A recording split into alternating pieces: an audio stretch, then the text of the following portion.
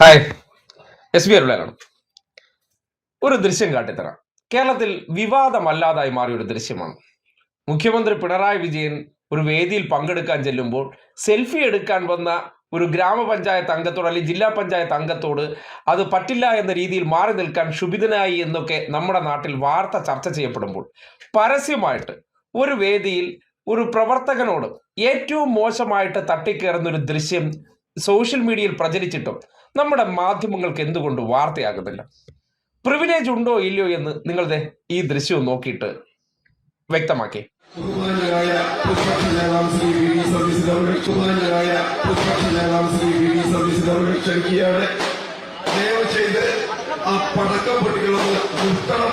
എന്ന് അപേക്ഷിക്കുകയാണ്. പ്രതിപക്ഷ നേതാവ് സംസാരിക്കേണ്ടതുണ്ട്.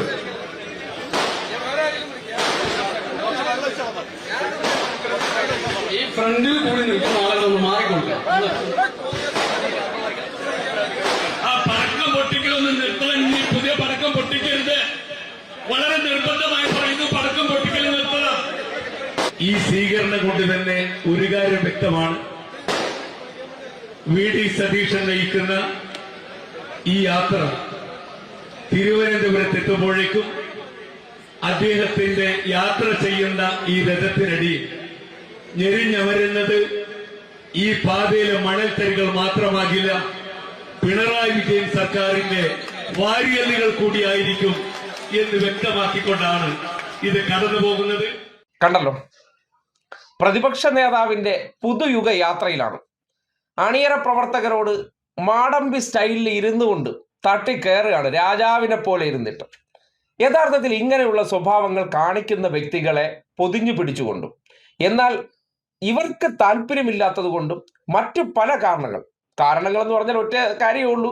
ഒരു പിന്നോക്കക്കാരനായിട്ടുള്ള മുഖ്യമന്ത്രിയാകുമ്പോഴത്തേക്ക് സ്വാഭാവികമായിട്ട് ഈ നാട്ടിൽ സകല മേഖലകളും നിയന്ത്രിക്കുന്നവർക്ക് അങ്ങോട്ട് സഹിക്കില്ലല്ലോ. അവരാണല്ലോ ഈ മാധ്യമ സ്ഥാപനങ്ങൾക്കകത്തിരിക്കുന്നവരും. അവരാൽ ചിത്രീകരിക്കപ്പെടുന്ന, അവരാൽ സമൂഹത്തിന്റെ മുന്നിലേക്ക് പുള്ളിയപ്പെടുന്ന പല ദൃശ്യങ്ങളുണ്ട്, പല ഫോട്ടോസ് ഉണ്ട്. ഇത് കണ്ടിട്ടാണല്ലോ നമ്മൾ ഓരോ ആൾക്കാരെയും ഇന്നത്തെ കാലഘട്ടത്തിൽ നമ്മുടെ ഉള്ളിലേക്ക് നമ്മൾ അറിയാതെ ചിത്രങ്ങളിലൂടെയും വരികളിലൂടെയും വാക്കുകളിലൂടെയൊക്കെ നമ്മുടെ ഉള്ളിലേക്ക് നിറയ്ക്കുന്നത്. അങ്ങനെ ചെയ്യുന്നവർ മനഃപൂർവ്വം കാണാതെ പോകുന്നതോ ക്യാമറ ആ സൈഡിലേക്ക് തിരിക്കാത്ത ദൃശ്യമാണ് നിങ്ങളിപ്പോൾ കണ്ടത്. ഒരു പ്രവർത്തകനോട് പരസ്യമായിട്ട് ഇങ്ങനെ തട്ടിക്കയറുമ്പോൾ അയാൾ നിൽക്കുന്നത് നോക്കൂ. ഒരു നേതാവ് എത്രമാത്രം ജനകീയനാണ്, മറ്റുള്ളവരടുത്തൊക്കെ സ്നേഹനിധിയായി പെരുമാറുന്ന ആൾ, അല്ലെങ്കിൽ അവരോടൊക്കെ വളരെ സരസമായി പെരുമാറുന്ന വരുംകാല മുഖ്യമന്ത്രിയെ കണ്ടില്ലേ? സ്വന്തം പ്രവർത്തകർ അടുത്ത് നിൽക്കുന്ന ഒരു അവസ്ഥ എങ്ങനെ നോക്കിയേ? ഇങ്ങനെയൊക്കെ പെരുമാറുന്നവർക്ക് ഈ നാട്ടിൽ ഇത്രയും മാധ്യമ പ്രിവിലേജ് കിട്ടുന്നത് എന്തുകൊണ്ടെന്ന് നിങ്ങൾ ചിന്തിച്ചിട്ടുണ്ടോ? അവിടെയാണ് നമ്മൾ മനസ്സിലാക്കേണ്ടത്.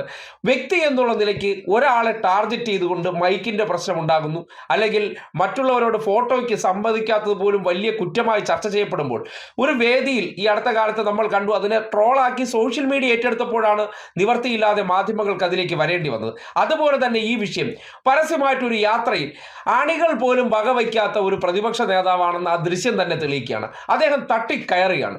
ആ തട്ടിക്കയറുന്നത് അദ്ദേഹം ക്ഷുഭിതനായി, കോപാകുലനായി, അല്ലെങ്കിൽ പൊട്ടിത്തെറിച്ചു, അദ്ദേഹം മോശമായി പെരുമാറി എന്ന തരത്തിൽ അവതരിപ്പിക്കപ്പെടാതെ പൊതിഞ്ഞു പിടിക്കപ്പെടുന്നതിന്റെ രാഷ്ട്രീയം നാട്ടുകാർ മനസ്സിലാക്കേണ്ടതുണ്ട്. ഈ നമ്മുടെ നാട്ടിൽ പറയില്ലേ, ചിലരിട്ടാൽ അത് ബെർമൂഡ, മറ്റു ചിലരിട്ടാൽ അത് വള്ളി നിക്കറാണ്. ആ മനോഭാവത്തിന്റെ മറ്റൊരു ദൃശ്യമാണ് ഈ കാണുന്നത്.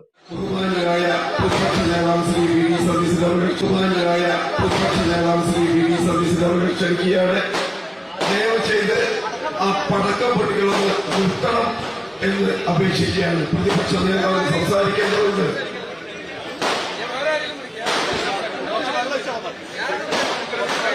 ഈ ഫ്രണ്ടിൽ കൂടി നിൽക്കുന്ന ആളുകളൊന്ന് മാറിക്കൊടുക്കുക.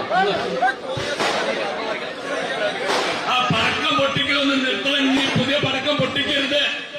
വളരെ നിർബന്ധമായി പറയുന്നു, പടക്കം പൊട്ടിക്കൽ നിർത്തണം. ഈ സ്വീകരണം കൊണ്ട് തന്നെ ഒരു കാര്യം വ്യക്തമാണ്.